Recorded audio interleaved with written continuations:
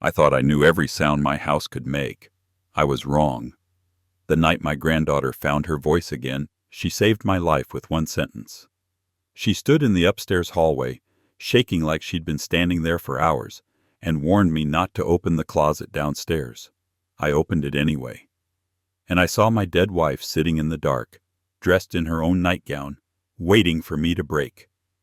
That was the moment I understood the truth I'd been swallowing for 6 years. My daughter hadn't brought Lily to me for safety. She'd brought Lily to me as a shield. And now she'd turned my grief into a weapon. I'm Mike Streetland. I've lived in this old Mississippi house long enough to know the way the porch sighs when the humidity rises, the way the loose pane in the back room clicks twice when the wind comes off the river, the way one stubborn hallway board has been complaining since 1998. I liked the predictability. I liked the honest noises of old pine settling into itself. But that night, I heard a sound I didn't recognize, a breath that caught too tight and then released, like someone had been holding it until they couldn't anymore. I was at the bottom of the stairs with my hand on the banister when I saw the light. A child's bedroom door upstairs was half open. Warm light spilled into the dark hall. And Lily stood there in it. 6 years old, bare feet on the carpet, hair messy, arms wrapped around herself like she was trying to keep her ribs from splitting open. She stared at me like she'd been gathering courage she didn't feel allowed to have. "Baby," I whispered. "You okay?" Her throat worked. Her lips parted. I didn't breathe, because I'd been told Lily couldn't speak. That was what my daughter Carly said the day she showed up on my porch with Lily and 2 duffel bags, eyes hard like glass. "She doesn't talk," Carly said. "Not since what her daddy did." I asked what he did.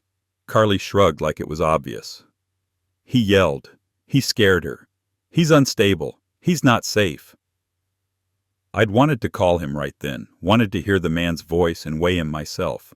Carly had been ready for that. She leaned in, voice sharp, and made it simple.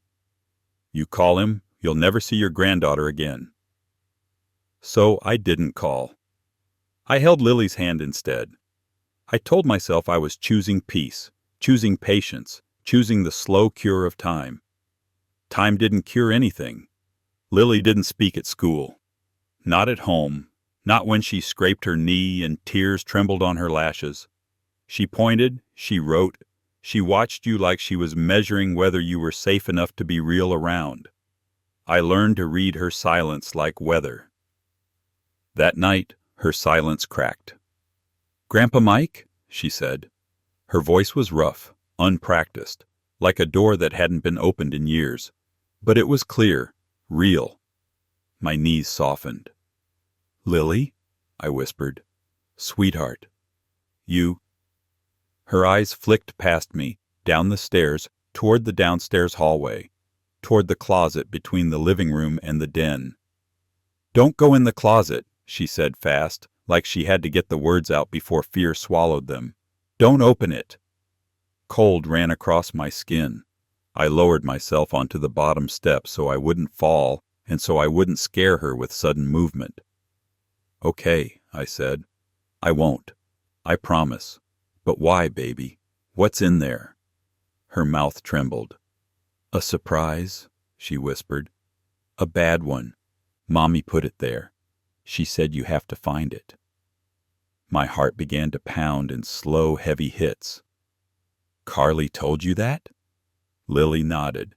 Then she looked toward the stairs again, like she expected someone to appear and yank her back into quiet. "She said you like to look in closets," Lily whispered, and her face crumpled like the sentence didn't make sense, but she was repeating it anyway. "She said, if you open it, you'll remember, and then you'll go away." I stood up slowly. "Lily," I said, "come here." She hesitated, then crossed the hall in quick little steps and slid into my arms like she'd been waiting years to do it. I held her tight. She was so light it made my chest ache. "What else did your mama say?" I asked. "Tell me everything you can. You're safe. You hear me?" You're safe with me." She trembled against my shirt. "She said I have to stay quiet," Lily whispered.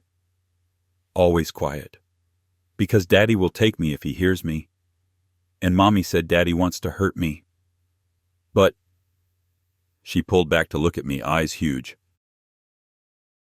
"Daddy never hurt me," she said, and in her voice there was something sharper than fear, something like anger trying to learn its shape. "Mommy said he did, but I remember. Daddy was nice. Daddy made pancakes in shapes." For 1 second I closed my eyes. Something inside me rearranged itself. I'd suspected. Not with proof. Not with anything I'd dared say out loud. Just the same instinct that tells you when a smile has teeth behind it. Carly had always turned every room into a stage, and every disagreement into someone else's crime. I kept telling myself she'd grow out of it. She grew into it instead. I set Lily on my bed, pulled the blanket up to her chin, and kept my voice gentle, even though my insides were hardening. "I'm going to handle it," I told her. "But you stay here. Lock the door. Don't open it unless it's me." She nodded, fierce like a tiny soldier. "And Lily," I said, leaning close, "you did something brave tonight." Her lip quivered. "Mommy said I'm bad." I touched my forehead to hers. "Your mama is wrong," I said. "You're brave, and you're loved." I left her with the lamp on and the door locked. Then I went downstairs like a man walking toward a sound he didn't want to hear, but couldn't ignore. The closet door sat at the end of the hall, painted white, brass knob polished by decades of hands. I stood in front of it and didn't touch it. Instead, I did what I hadn't done in years. I thought like the man who used to do shipyard security, when trust your gut wasn't a slogan, but a rule that kept you alive around heavy steel and careless men. If Carly wanted me to open that door, she wanted something to happen when I did. A shock, a panic, a stumble down the hall, a heart event, a tragic accident in an old man's home. Then paperwork, sympathy, insurance, inheritance. I took out my phone and turned on the camera. I filmed the closet door. I filmed myself calm and steady, saying the date and time. "This is Mike Streetland," I said. "It's late night. My granddaughter Lily warned me not to open this closet. She says my daughter Carly put something inside as a surprise. I'm recording this for my safety." Then I went to the kitchen, grabbed a flashlight, and came back. Still, I didn't open it yet. I went to the living room cabinet where my old tool bag lived and found a cheap door alarm I'd bought years ago during a rash of break-ins. Still sealed. I tore it open and stuck it to the closet door in frame. If someone opened it later, it would scream. Then I aimed my flashlight at the narrow crack under the door. A smell drifted out.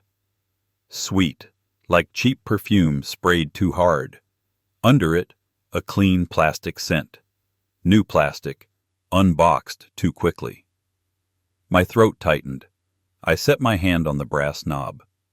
Upstairs, Lily's door was locked. I could almost feel her listening with her whole body. I turned the knob. The closet swung open. My flashlight cut through the dark. A figure sat slumped against the back wall. For one sickening blink I thought it was a person. A woman. Long hair, pale face, head tilted wrong, hands tied with something white. My chest seized. Then the beam caught the shine. Plastic skin, stiffness. It wasn't a person. It was a mannequin.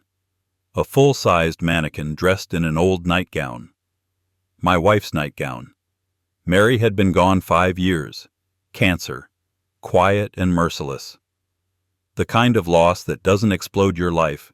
It hollows it out and leaves you walking around inside an echo. I'd boxed her things in the attic. I rarely opened them because the grief was too clean, too sharp. But there she was, staged in my closet like a horror scene. The mannequin's face had been painted, badly, to resemble Mary. Eyes too wide. Smile wrong. A gray wig crooked on its head, and around its neck hung Mary's locket. The one with a tiny photo of me and Carly inside from back when Carly still smiled without calculation. My hands started to shake, not from fear. From rage so slow it tasted metallic. This wasn't a prank. This was an attack. And it was staged for me to find alone. But there was more. Beside the mannequin sat a small speaker wired to a cheap phone. A timer app glowed on the screen. I leaned in just enough to see the countdown. 00:03:12. My heart slammed. I backed up fast. The door alarm chirped as the magnet shifted. I kept my phone up, recording everything. The mannequin, the nightgown, the locket, the timer. I did not touch the device. I shut the closet door and leaned against the wall, breathing hard, staring at the painted white wood like it might open by itself. Upstairs, Lily was alone. And Carly had built this. I walked into the kitchen and dialed the sheriff's office. "This is Mike Streetland," I said. "I need an officer at my house tonight. Urgent. It involves a threat and a child." The dispatcher asked questions. I answered only what mattered. The full story could come later. "We're sending someone," she said. I went upstairs and knocked softly on Lily's door. "It's me." The lock clicked. Lily opened it a crack. Her eyes were wide like she hadn't blinked since I left. I crouched down. "You were right," I told her. "There's something bad in that closet. But you did the right thing warning me. The police are coming." "Mommy will be mad," she whispered. "You are not in trouble," I said. "Not for telling the truth." Her voice shook. "Mommy said if I talk she'll send me away." My chest tightened so hard it hurt. "Your mama doesn't get to decide that anymore," I said. Headlights washed across the walls downstairs. The crunch of gravel. Deputy Randall Briggs stepped onto my porch a few minutes later. I'd known him since he was a skinny teen stealing apples off my tree. Now he wore a badge and the tired eyes of a man who'd seen families rot from the inside. He took one look at Lily clinging to me and his face sharpened. "Mike," he said quietly, "what's going on?" I didn't waste words. I led him inside, kept my phone recording, and opened the closet again. Randall aimed his flashlight in. He went very still. "You touch any of this?" he asked. "No," I said. I saw it counting down and shut the door. "Smart," he muttered. He pulled gloves from his pocket and crouched near the threshold without crossing into the closet. The timer beeped once, muffled. Randall stood up and stepped back. "Okay," he said. "We're doing this the right way." He called for backup, requested someone trained to handle suspicious devices. Then he looked at me. "Who did this?" "My daughter," I said, and my voice didn't shake. "Carly?" Randall's eyes flicked to Lily. Lily shrank behind my shoulder. "Hey, Lily," Randall said gently. "You okay?" Lily didn't answer at first. Not because she couldn't, because she didn't know if she was allowed. I knelt beside her. "You can talk," I told her softly. "If you want." Her eyes moved from me to Randall and back. Then, in a whisper that still sounded like bravery, she said, "Mommy put it there. She said Grandpa Mike will open it, and then he'll be sick. And then we'll have a new house." Randall's jaw tightened like cement setting. "That's enough for tonight," he told Lily. Then he looked at me. "Mike, do not send her back to Carly. Not until we sort this out." "I won't," I said. The technician arrived. They disabled the device. Randall came back to me, his voice low. "It was set to play audio on a timer," he said. "Not explosive, but it wasn't harmless." "What audio?" I asked. Randall hesitated. "It was a recording of Mary's voice," he said. "Not a real clip, manipulated, like she was in pain, like she was calling for help." I felt the blood drain from my face. Randall's eyes were steady. "She wanted you to open the closet, see the mannequin, hear that voice, and panic. Then she shows up later, says you're not safe alone, starts paperwork." Lily curled into my side, shaking. Randall exhaled. "This involves a child. CPS is going to have to be involved. Do it, I said. When Randall left, my house felt different, like someone had tried to poison it. That morning, Carly arrived like a thunderstorm you could smell before you saw it. White SUV, expensive, out of place on my gravel, sunglasses, bright smile that didn't reach her eyes. I stood on the porch with coffee I didn't want. "Daddy," she said, sweet as syrup. "Why didn't you answer your phone? I called 3 times. "She's with me," I said. Her smile stiffened. "Who?" "Lily." "Of course she is," Carly said. "That's where she belongs. I just came to get her." "No," I said. Her mask slid a fraction. "Excuse me?" "You're not taking her today." Carly stepped closer and lowered her voice like we were sharing something intimate. "Daddy," she said, "don't do this. You know her father is dangerous." "You keep saying that," I said. "But Lily says he isn't." Carly froze. "She doesn't talk," Carly snapped. "You know that." "She does," I said. "She talked last night." Something cold moved across Carly's face, not concern, calculation. Then she raised her voice, bright and performative. "Lily, sweetie, Mommy's here." From upstairs, hesitant footsteps. Lily appeared at the top of the stairs, peeking over the railing. Carly's face lit up with performance. "There's my girl. Come on, honey. Let's go home." Lily didn't move. Carly's smile stayed, but something behind it sharpened. "Lily," she said, still sweet, "you know the rule. Come on." Lily's hands gripped the railing. She looked at me, then at Carly. "I don't want to," she said. Carly blinked hard. "What did you say?"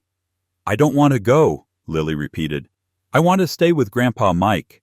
For a second, Carly looked like she'd been slapped. Then her anger snapped into place. "Daddy," she hissed, "what have you done? What did you put in her head?" "Nothing," I said. "She's telling you what she wants." Carly took a step toward the stairs. "Lily, get down here right now." Lily flinched. I moved to the base of the stairs, blocking Carly's path. "Not like that," I said. Carly's eyes flashed. "You think you can keep my child from me? You think you have that right?" I kept my voice calm, because I'd learned Carly fed on reaction. "You lost that right the moment you put my dead wife in a closet like a prop," I said. Carly laughed, short and disbelieving. "Daddy, you've been alone too long. You're imagining things." "That's what you wanted," I said quietly. "You wanted me to look crazy." Her eyes flicked toward the closet door before she could stop herself. Recognition, confirmation. I lifted my phone just enough for her to see it. "I recorded it," I said. "The sheriff has it too."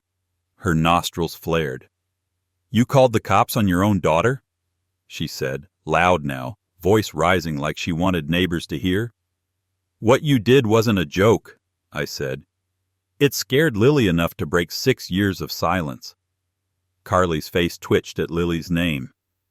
She glanced up at her daughter and her eyes weren't sweet. They were assessing, like Lily had become a problem that refused to behave.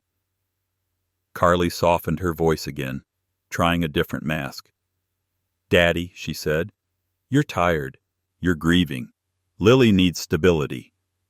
Stability. From the woman who built a nightmare out of Mary's memory. "You want stability?" I asked. "Then tell me the truth. Why did you take Lily from her father?" Carly's eyes narrowed. "Because he's a deadbeat. Because he didn't deserve her." "That's not what you said," I replied. I kept going, careful and deliberate. "You told the court Lily was traumatized, that she couldn't speak because of him, that he had to pay child support because you couldn't work." Carly scoffed. "And?" "And Lily says he never hurt her," I said. "She's confused," Carly snapped. "She's a child." "She's your child," I said softly. "And you terrified her into silence." Carly's eyes flashed with real hatred. "You don't know anything," she hissed. "You don't know what it's like to be a single mother." "You're not a single mother," I said. "You're a mother who didn't want to work." The words landed hard. Carly's face reddened. Then she smiled. It was the most dangerous smile I'd ever seen on her. "Fine," she said lightly. "If you want to make this ugly, we can." Then she called up the stairs again, voice loud. "Lily! Grandpa Mike is confused. He's not well. He's scaring you, isn't he?" I looked up at Lily. "It's okay," I said. "You don't have to answer her." Inside the house, Lily whispered, small but clear, "She does that." Carly heard it. Her face went blank. Then she did what she always did when she got cornered. She cried. Not messy, not human. Strategic tears, trembling voice, a performance built for witnesses. "Daddy," she sobbed, "I don't understand why you're doing this. I came because I thought you needed help. I thought you were lonely, and you're turning Lily against me." The tears stopped the second I didn't react. "Leave," I said. Her voice went low. "You can't keep her. That's kidnapping." "It's protection," I said. "And the truth is coming." She leaned in close enough for me to smell her perfume, that same sweetness I'd smelled under the closet door.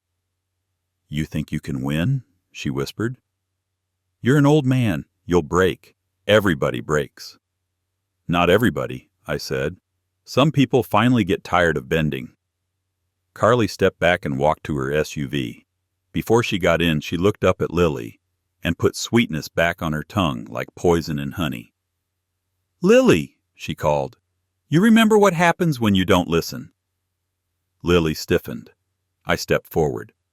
"Don't talk to her like that." Carly smiled and drove away, gravel spitting under her tires. I locked the door behind her and leaned my forehead against the wood. Lily stood there with fear and hope mixed together. "What if she comes back?" she whispered.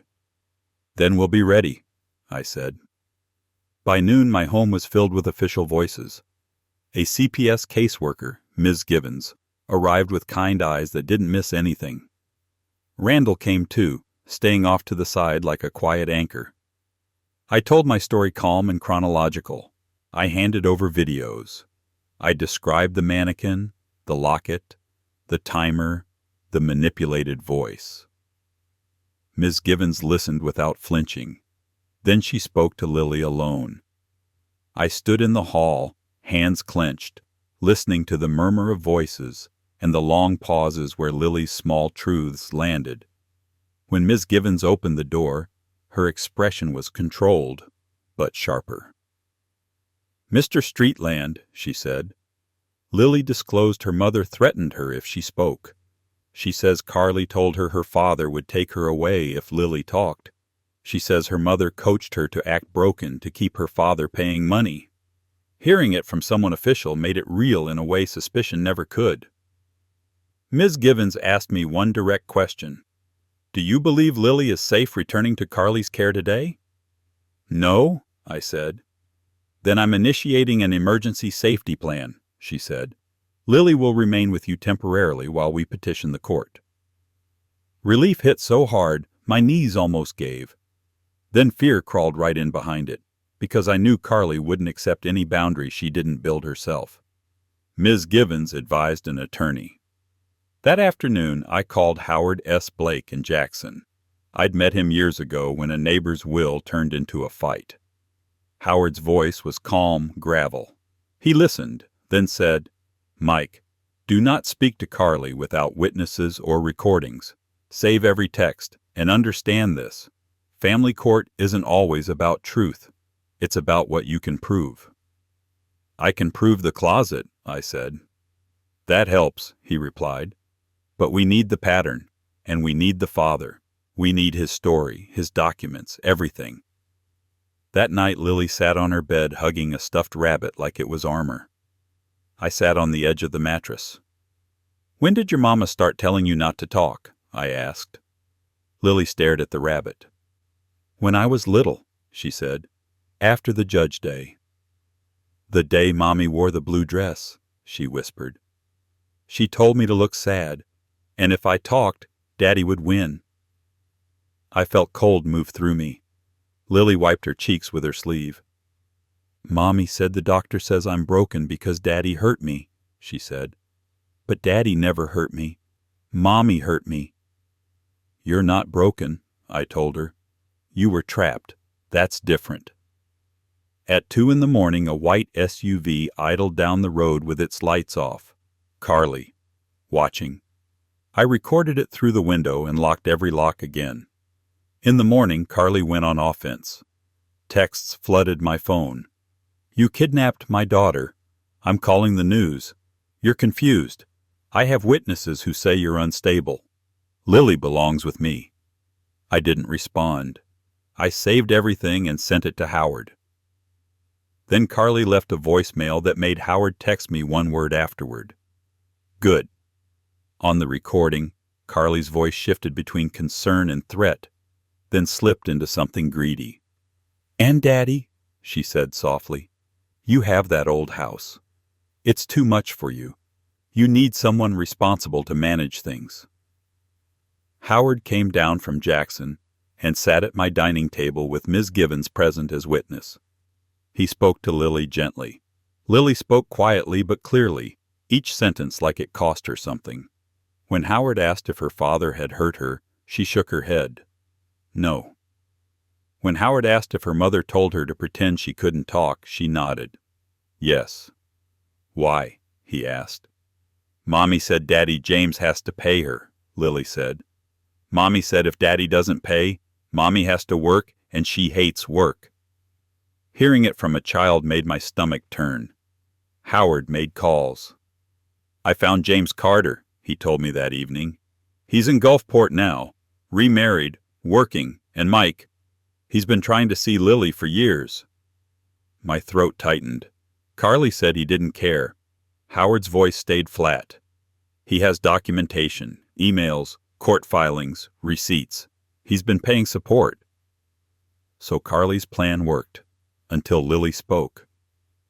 The next day, James drove up to my house. When I opened the door, he looked like a man approaching something fragile he was afraid to scare. Mr. Streetland, he said quietly. Thank you. Lily sat on the couch clutching her rabbit. When she saw him, she froze. James didn't rush. He knelt a few feet away, hands open. Hi, Lily, he said softly. It's Daddy James. Lily stared. Then a sound came out of her, half laugh and half sob. Daddy, she whispered. James's eyes filled instantly. He didn't touch her until she moved.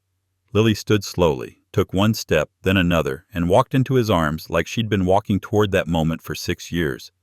I turned away toward the kitchen, pretending I needed to check the coffee because my eyes burned. When I looked back, Lily was touching James's face like she needed to prove he was real. Mommy said you hurt me, Lily whispered. James's jaw tightened.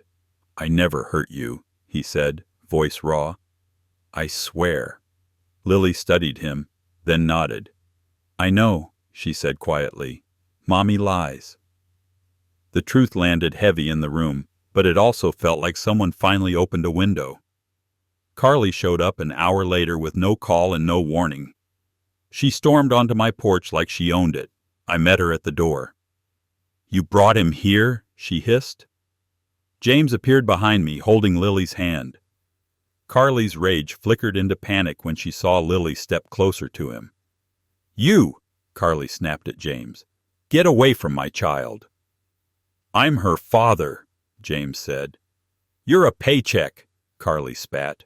That's all you were ever good for. My blood went cold. This is not your porch to scream on, I told her. Carly's eyes cut to me. Oh, Daddy, you've really chosen your side. I chose Lily, I said. Years ago. I just didn't know what I was protecting her from. Carly snapped her gaze to Lily. You think anyone will believe you? Carly said, voice low, ugly. A little girl who's been silent for years? Lily's hand tightened on James's. I'm not silent, Lily said. Carly looked genuinely stunned, like her puppet had started cutting its own strings. Then Carly's face hardened. You should have stayed quiet, she said. James went pale. I stepped forward and made my voice final. Get off my property. Carly smiled, that same dangerous smile. Oh, I will, she said softly. For now. As she backed down my steps, she called out loud enough for the road to hear. Tell Grandpa to check the will, she said, because when he's declared unfit, it won't matter what you want. Then she drove away. James stared at me. She's going to fight dirty. She already is, I said. The next weeks moved fast and ugly. Howard filed for temporary guardianship for me. James filed for custody review and emergency visitation. CPS opened a formal investigation. Carly built a new story the way she always did. I was senile. James was manipulating Lily. Lily was confused. I was grieving and delusional. She posted vague social media messages about protecting her child from dangerous men. But this time we had what Carly didn't plan for. Evidence. The staged closet, the device, the report from the sheriff, the CPS documentation, Lily's statements, Carly's own voicemail about managing my house. Howard told me, Carly won't be undone by one dramatic moment. She'll be undone by a pattern. We show the pattern. We did. School records documented Lily's silence and anxiety. Medical notes showed Carly insisted Lily was nonverbal due to trauma, but refused deeper evaluations that would have asked harder questions. James provided emails begging for visits, offering therapy, offering to pay for counseling. Carly's replies were cold and simple. No. Lily can't handle you. Stop traumatizing her. Pay your support on time.